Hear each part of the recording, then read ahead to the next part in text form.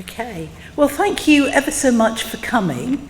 I hope you enjoy this. I know that the Tudors are very popular. People here know a lot about them.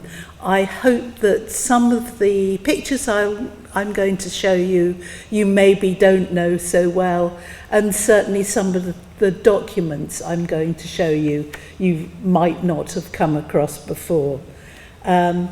But I think that it's interesting how Hertford and this area actually connects with national history through these children growing up in this area. So what I'm going to do is first look at Henry VIII's 3 legitimate children and their mothers, and these are obviously Edward, Mary and Elizabeth. Then I'm going to look at the places that they grew up, and I'm principally concentrating on Hertford Castle itself, Hunsdon, which was a royal palace, and Hatfield, which we all know. And it's Hatfield, the old palace, not the present Hatfield house. So first we'll get them born. This next section is about their early life here. The following section is when they get a bit older and become, some of them, teenagers. Not that that's a Tudor concept at all. That's our present way of describing that age.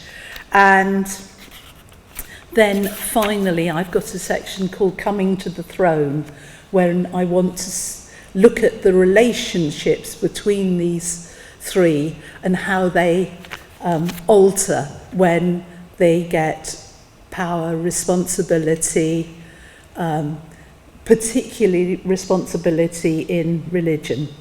So that's what we're up to. Here is their father. Obviously, they all 3 have different mothers, so they are half siblings to each other. But the whole of this really is set off by Henry and his desire to have a son, which becomes totally obsessive with him. It has profound consequences, both for the women involved, the children involved, and all the rest of his subjects, actually. And some of those consequences are very much with us today. So it's his desire for a son has really shaped our country in quite considerable ways. That's him by Hans Holbein, looking very splendid. But I now want to turn to his first 3 wives. I'm not going to talk about the last 3 because obviously they didn't actually have any children with him. Right, so Catherine of Aragon, a Spanish princess, married Henry in 1509. She was a devout Roman Catholic, rather older than Henry. Many years later, obviously, Henry wanted to divorce her because she wasn't able to have further children. And the Pope wouldn't let him, and he effectively made himself head of the church in England. That's the sorts of bits of history that we all know. Now, Henry VIII has actually been quite pleased when in 1516 Catherine of Aragon had a daughter, a healthy baby named Mary. He said that Mary was a right lusty princess. He was also heard to say to an ambassador, "We are both young. If it was a daughter this time, by the grace of God, sons will follow. And sadly, as we know, sons didn't follow. And in 1533, Henry divorced Catherine and married his second wife, Anne Boleyn. She was much younger than Catherine of Aragon and apparently had eyes which were black and beautiful. She was English but had grown up in France. Henry was so desperate to have a son that when she became pregnant, they were convinced that it would be a boy. It couldn't be anything else. It had to be a boy. But, obviously, in 1533, Anne had a little girl, Elizabeth. And the birth announcements for this child had to be altered at that point. I'm going to show you some in a minute so you can see what I mean. And when Anne failed to have another living child, Henry had her beheaded, said she'd been unfaithful to him, including that she'd committed incest with her own brother. Now, birth announcements. Don't try and read this. It's in what's called secretary hand, and it's a very unreadable thing, but I'll tell you, this is a shortened version of it. It's quite hard to read out loud as well as everything else. So, what happened was while Anne was still pregnant, they wrote out announcements to send out when the baby was born. This is a shortened version. We greet you well. It hath pleased Almighty God to send us the bringing forth of a princess to the great joy of my Lord, us, and all his good and loving subjects. Now, I've blown up the crucial bit.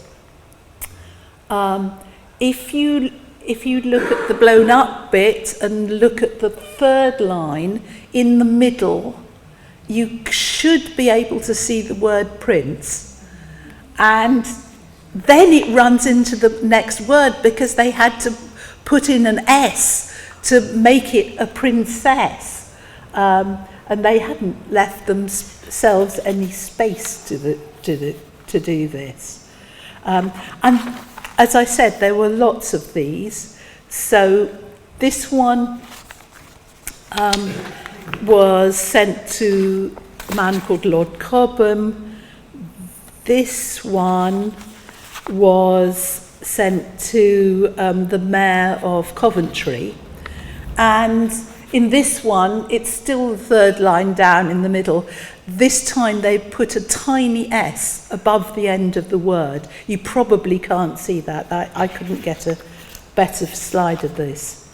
And David Starkey has said that these altered birth announcements for Elizabeth are among the most interesting and revealing documents that have survived about her life. Now we've got one more wife to consider in this. Jane Seymour, this is a portrait by Hans Holbein. Jane Seymour was the third wife and had been lady in waiting both to Catherine of Aragon and then to Anne Boleyn. Both of those queens died in 1536, and Henry married Jane 2 weeks after Anne Boleyn had been executed, so really fast. She was very different from Anne Boleyn. Jane's motto was bound to obey and serve. You can see Henry liking that quite a lot. And finally, Jane gave him a son in 1537, and he got his male heir, Edward. Henry was delighted But as we know, Jane died a few weeks later. Now, how did they tackle the birth announcements for Edward? So again, these are created before the birth, and line 3 in the middle, there is the word prince. You might be able to see that. I'm sorry if you can't. And quite a big gap after it, because the scribes weren't going to be caught out twice running by that problem. But of course they didn't need it because he was a boy anyway. And this one stresses that Edward was conceived in the most lawful matrimony. And I think that really reflects the fact that both Henry's previous wives were dead at this point, so there was none of the problem about Catherine of Aragon still being alive when Anne became queen and had the baby. And again, there are quite a number of these. This is another one. And again, you can, in line 3, you should be able to find a gap in the middle. This one was found very recently at Dunham Massey House in Cheshire, and was sent to the person whose family built that house. Now, let's move to Hertfordshire and the royal nursery houses. This we all know and love. All the people in this talk would have known the middle part of this building, obviously, because it's the part of the gatehouse to the castle. Unfortunately, the brick tower, which Henry had built on the curtain wall of the castle, no longer survives today. But you can see where the wall turns into brick, and it was there. So, let's have a look at these children. This is Mary, aged about 9. Mary was a lot older than her half-brother and sister. For 6 years, she was brought up by a woman called Lady Bryan, who had been a lady-in-waiting to Catherine of Aragon. And Lady Bryan went on to bring up both Elizabeth and Edward too. Mary was the only one of these 3 children who actually knew their mother during their childhood. I mean, Elizabeth was less than 3 when her mother was executed. Catherine of Aragon taught Mary and was guided by expert advice from Spain. Mary learnt Latin, French and Spanish and was very musical. Now let's move to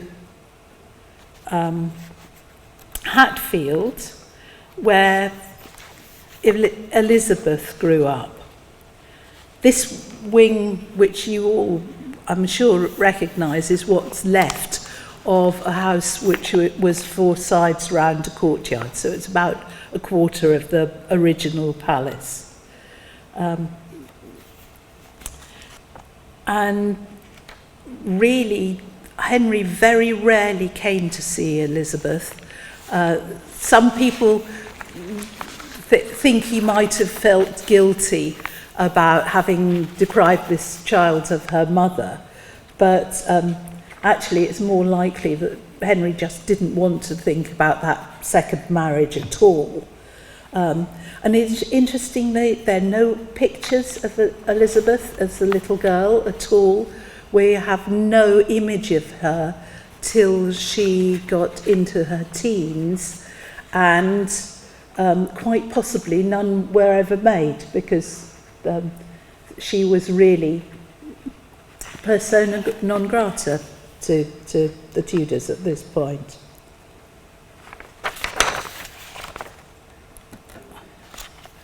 So I'm sure you know this view as well, inside the Hatfield Palace. Lady Bryan writes about Elizabeth as a baby. God knoweth my lady hath great pain with her teeth, which come very slowly. This makes me give her her own way more than I would. I trust God, her teeth were well grafted. I trust the King's grace shall have great comfort in her grace, for she is as toward a child and gentle of condition as I ever knew in any in my life. And now let's go to our third palace, which is Hunsdon. This is a detail from a portrait of Edward, which we'll look at later on, but shows Hunsdon in about 1546. Obviously the church survives today, but the house is about a quarter of the size that it was in Tudor times, and has been rebuilt very heavily over the centuries. So is not terribly helpful for finding out about the Tudor house. Lady Bryan writes from Hunsdon in August 1536 to Thomas Cromwell. When my Lady Mary was born, the King appointed me Lady Mistress, and so I have been a mother to the children his grace have had since. Now my Lady Elizabeth is put from that degree she was in, and what degree she's in at now I know not. I beg you she may have raiment, that's clothes, but for she has neither gown nor kirtle, nor petticoat, nor linen for smocks, nor kerchiefs, bodices, sleeves, nightgowns, handkerchiefs, mufflers, nor nightcaps. It's funny to think of Thomas Cromwell kind of gathering all these things for a child and sending them off to Hatfield. And now let's turn to Edward. This is a portrait, again by Holbein, of Edward, just over a year old in 1538. And the Latin bit underneath him exhorts him to be like his father. This is Lady Bryan's description of Edward in 1539. My Lord Prince's grace is in good health and merry, as would to God the King's grace had seen him yesternight, for his grace was marvellous pleasantly disposed. The minstrels played, and his grace danced and played so wantonly that he could not stand still, and was as full of pretty toys as I ever saw a child in my life. And I think she got them off to really quite a good start in what would be a very strange life for all of them. So, this is what happens when they start getting older. Particularly for Mary, the tensions of the adult world started to impinge on her when she reached her mid-teens. Here is a drawing that may or may not be of her, I have to be honest. When Henry wanted to divorce Catherine of Aragon, he separated her from her daughter. So in 1531, from then onwards, Mary was not allowed to see her mother, and from December 1533, Mary was declared illegitimate. The king ordered Lady Bryan that Mary was not to have her own household anymore, but to be with her baby sister. Mary was always to be treated as second to her sister, even though she was much older, obviously, and had been, up to that point, heir to the throne. So Elizabeth was always given the grandest chair in the room to sit on, and Mary had to travel behind her sister when they went on the journey. And of course that all changed when Anne Boleyn was executed.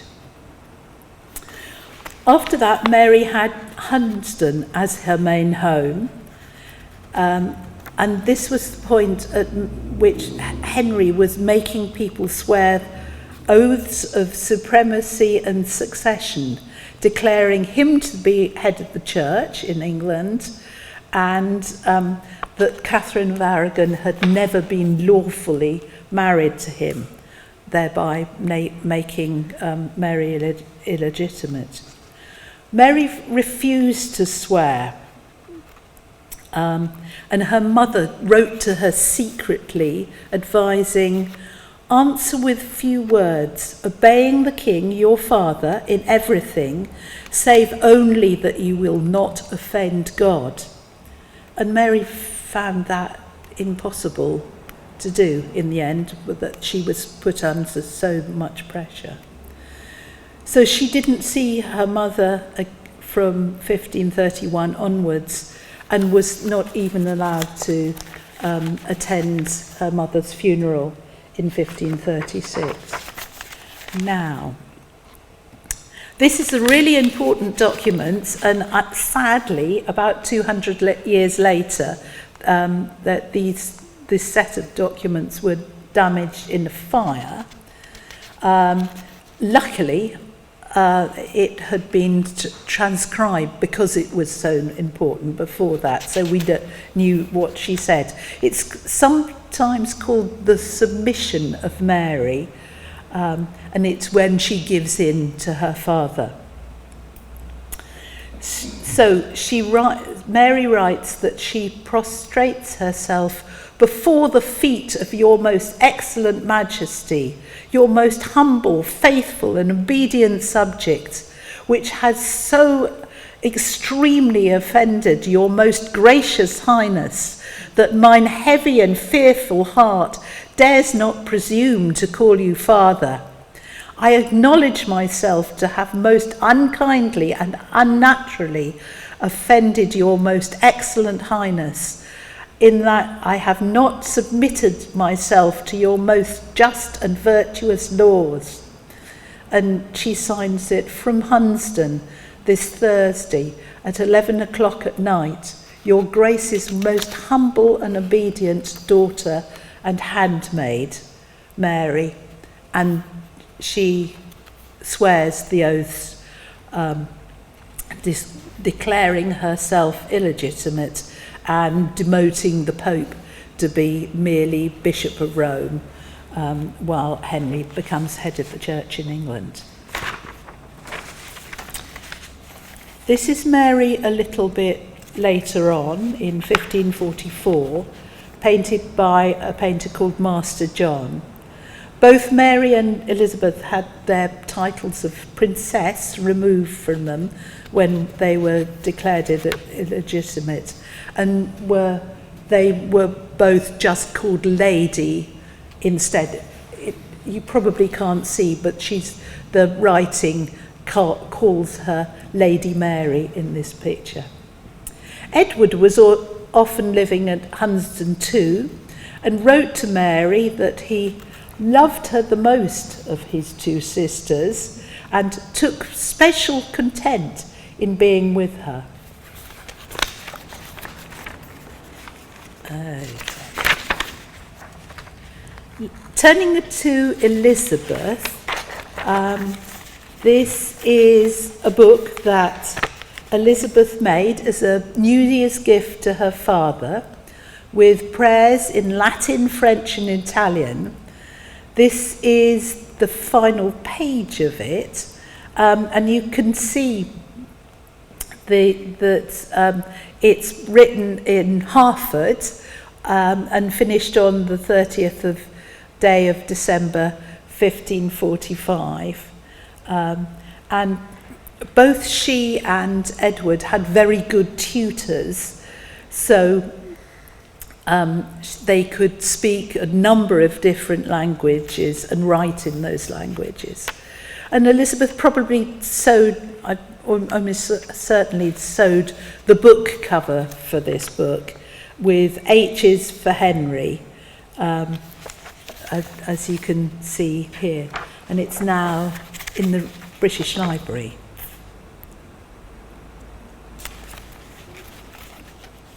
So Edward and Elizabeth both exchanged portraits with each other around this time. We can date Edward's portrait to about 1546 and no later, because he's still Prince of Wales, which you can see he's got Prince of Wales feathers on his pendant, but I think actually that will be a bit small for you to see where you're sitting.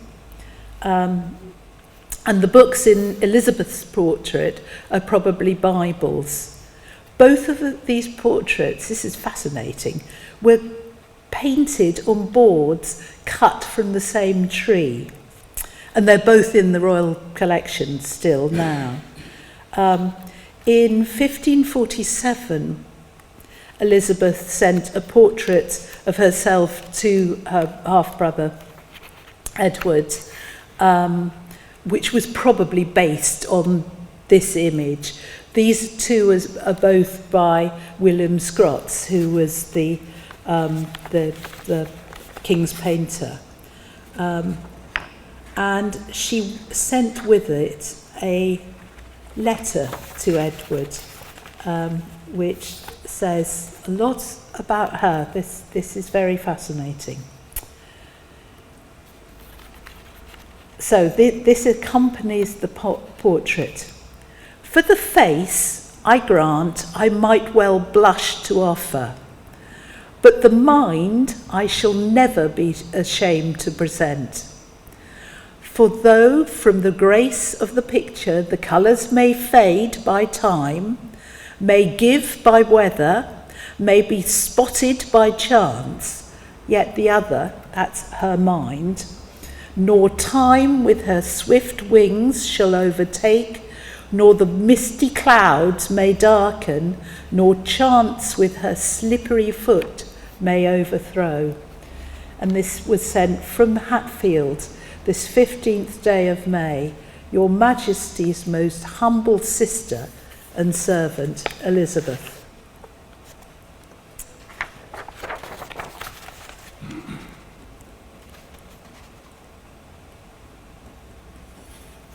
And finally, in this section, a family portrait. The woman by Henry VIII is Jane Seymour, who obviously was long dead, but is important in the story of the family. And she's placed there on the other side from Edward. In about the same time, 1543 to 4, Henry passed an Act of Succession. This was his third Act of Succession, laying it out. And this is what he said: if Edward died without children, first Mary and then Elizabeth would inherit the throne. Meanwhile, the children were still in this area, but were being moved around a lot. Here's a list of the places where Edward was living from late in 1545 to early in 1547. So in November 1545, Edward is at Hunsdon. On the 11th of January in the next year, he moves to Hertford Castle. By the 8th of May, he's back at Hunsdon again. And on the 4th of July 1546, he's visiting his father, the King, in London or Westminster. Then he comes back to Hertfordshire and he goes to the Moor Palace in Rickmansworth. And then by the 20th of August, he's at Hatfield with his sister Elizabeth, and stays there actually for quite a long time, till early December, when he comes back to Hertford Castle. Edward writes to Elizabeth in Latin from Hertford Castle on the 5th of December 1546 in reply to a letter from her. The change of place, my dear sister, does not upset me so much as your separation from me. It is a comfort to my sorrow that I hope shortly to see you again, if no unforeseen accident happens to either me or you.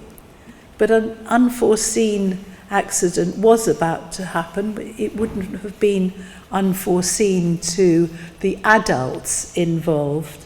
While Edward is here at the castle, his father dies. He doesn't get told immediately that this has happened, and he's 9 years old at this point. So, coming to the throne. So, how do these relationships be built up in this area between the three half-siblings alter when they come to the throne? Religion was the main battleground between them, with Edward and Elizabeth both Protestant and Mary a Roman Catholic. They actually come to the throne in the order that Henry has laid out, but there's quite a lot of tension before that actually happens. Edward never returned to Hertford Castle, but gave it to Mary. During Elizabeth's reign, we know that Parliament came here when there was plague in London, as did the law courts. So Elizabeth kept a link with Hertford. So we have Parliament Square and the Queen's Bench, which everybody thinks is something nice for her to sit on up the hill, but probably actually was the Queen's Bench Law Court, which was there. This is Edward's diary, which he starts to write as he comes to the throne. I bet his tutors had something to do with it. And it's slightly strange because it's written in the third person. It makes it sound very distant and, not him, but it is genuinely written by him. He writes, after the death of King Henry VIII, his son Edward, Prince of Wales, was come to at Hertford, and afterward were brought to Enfield, where the death of his father was first showed him. And the same day the death of his father was showed in London, where was great lamentation and weeping, and suddenly he was proclaimed king.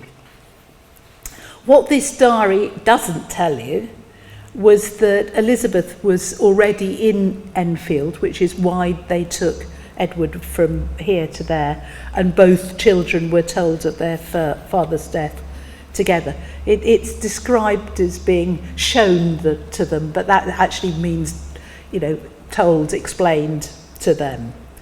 According to the people there, when they were told that their father had died, but both children cried and cried.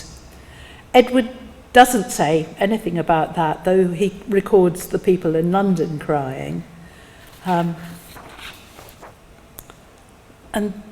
this painting is quite a good summary, if you like, of some of the things that happened while Edward was king.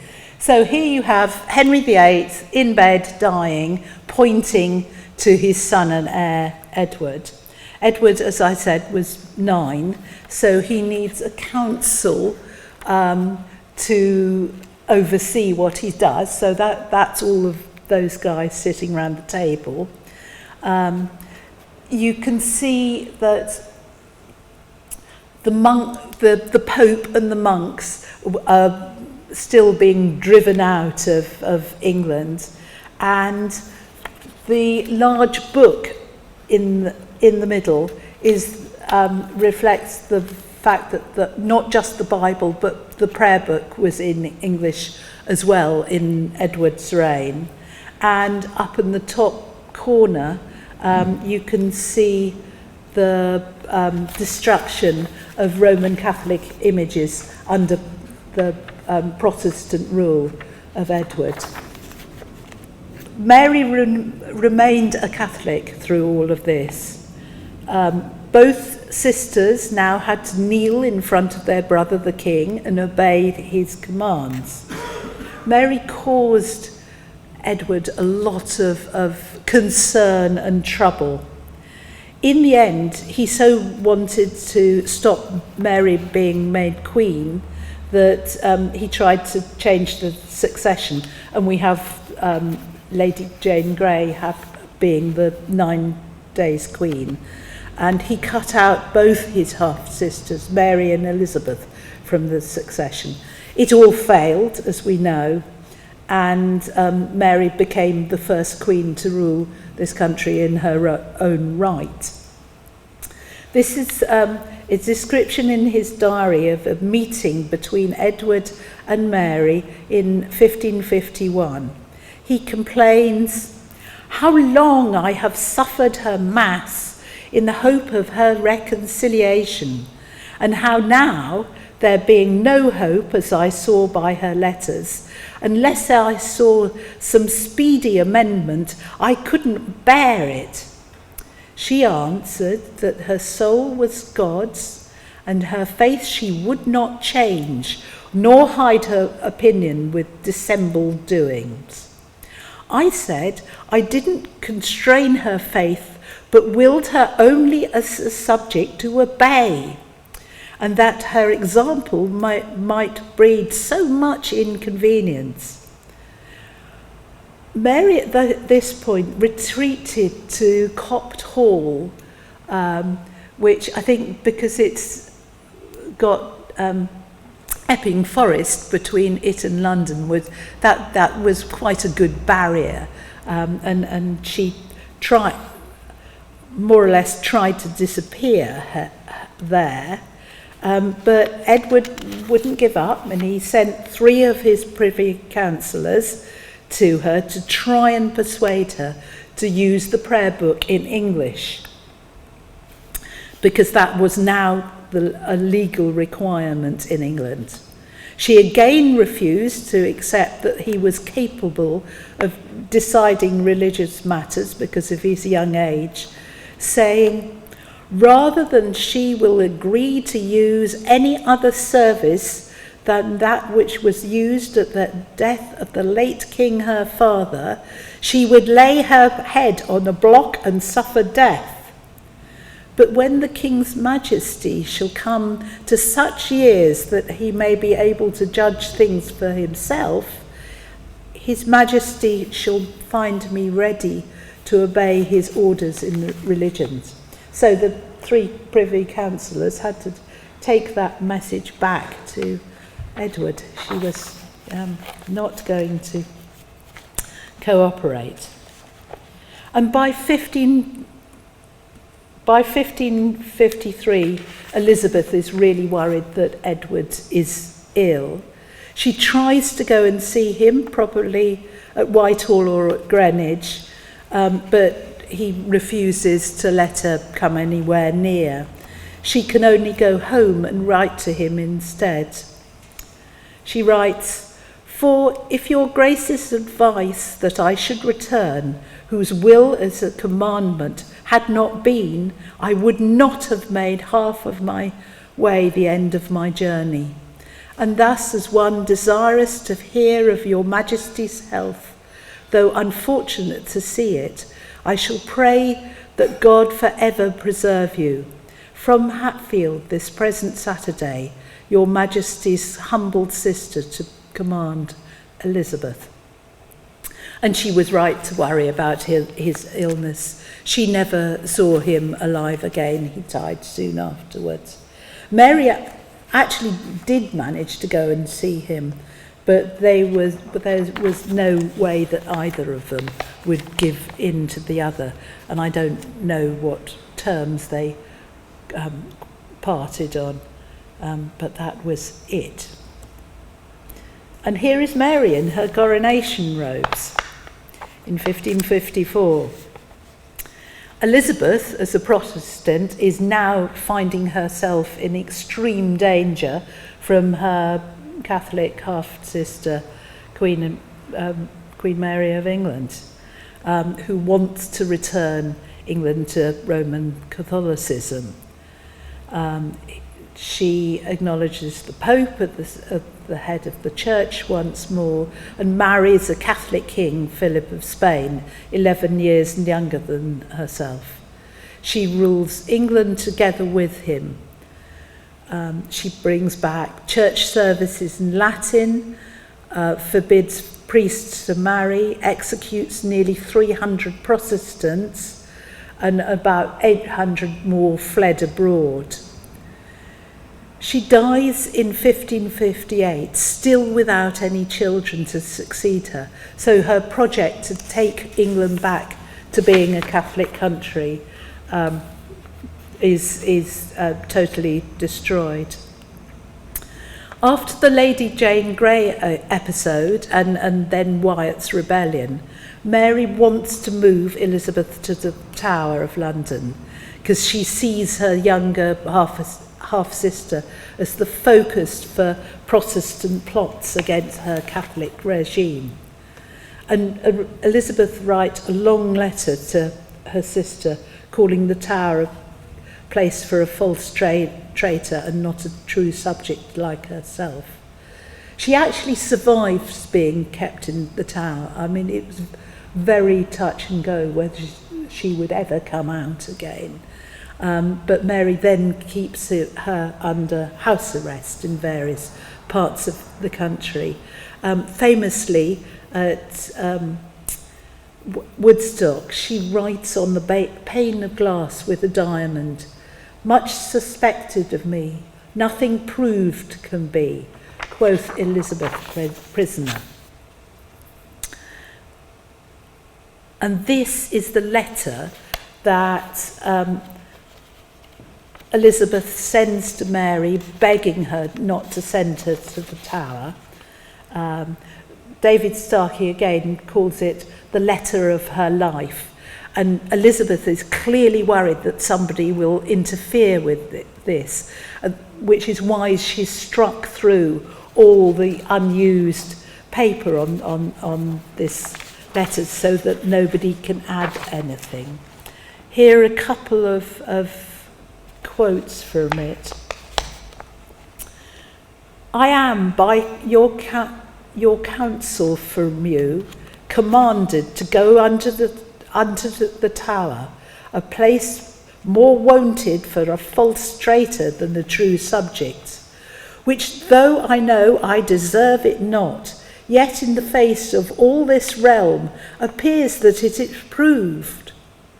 And she finishes off, "Also I most humbly beseech your highness to pardon this my boldness, which innocency procures me to do, together with hope of your natural kindness, which I trust will not see me cast away without desert." And of course, Mary's response is to send her to the Tower. This letter is called the Tide Letter because Elizabeth was very canny and didn't send it till the tide in the Thames had turned, so that there was no way that she could be taken to the Tower that day, because she wouldn't have got through Tower Bridge with the way the tide was. But the next day that she was there.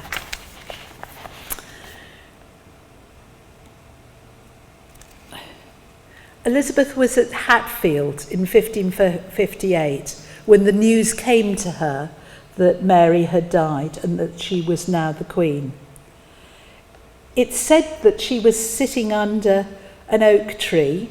It was mid-November, I'm not sure that she really was, but it's a good story. And when the messenger arrived and told her the news, she said, "This is the Lord's doing, and it is marvellous in our eyes." The oak tree has now died. That's a drawing of it on one side. But I mean, some of the other oak trees in Hatfield Park are 500 years old, like it. There's some still there. This is Elizabeth at her coronation. In her coronation robes, but they're not her coronation robes, they're Mary's. Elizabeth was always incredibly prudent, and it's phenomenally expensive material with real gold and real silver in it. And she just had her sister's coronation robes altered to fit her. And finally, I want to show you this painting, which was commissioned by Elizabeth and given to her spy master, Sir Francis Walsingham, in 1572. And it shows very clearly what Elizabeth thought about herself and about her Tudor family history. There are various versions of this, and the later versions, her clothes are changed to be more up-to-date and fashionable.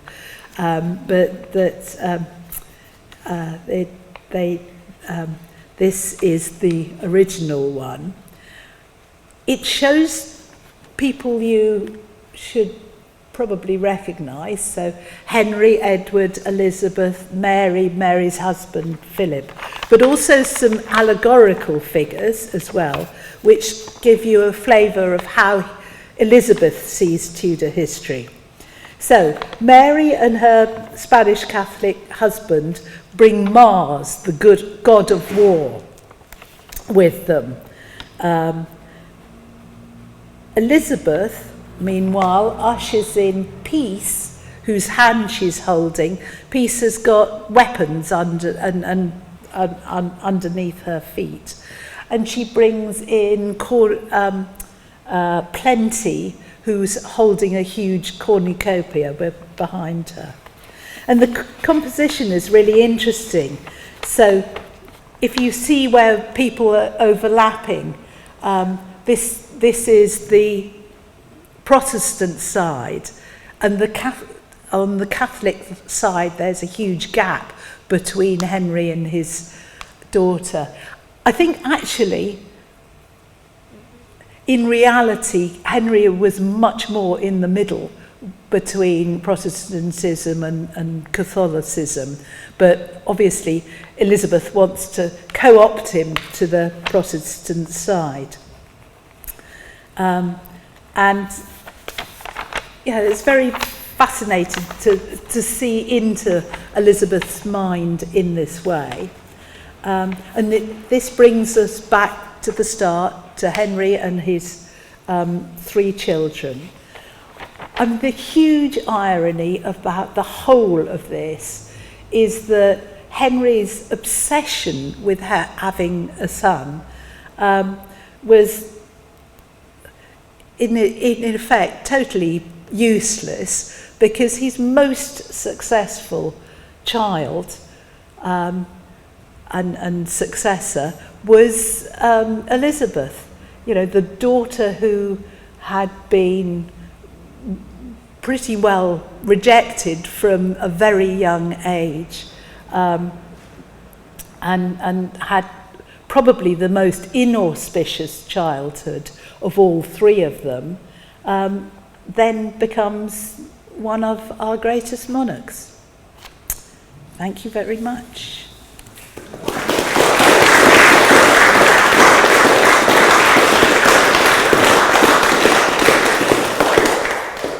Many thanks, Claire.